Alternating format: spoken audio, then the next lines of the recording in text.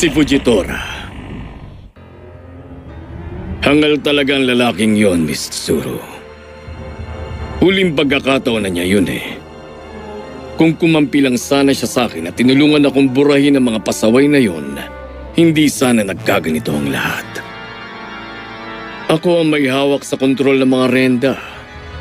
Ang renda ng mga halimaw na pag-alagala lang sa mundo. Alam niyo, hindi niyo ako talaga dapat pinabagsak. Siguradong pagsisisihan niyong lahat itong ginawa niyo. Tigilan mo ako sa walang kwentang saloobin mo. Walang kung sana hindi. Malaking kahangalan ng isiping may mga ganong bagay sa mundo. Kung ano man ang mangyari ngayon, iyon ang realidad. Ikaw ang natalo sa labang ito. Encoded by Shigena.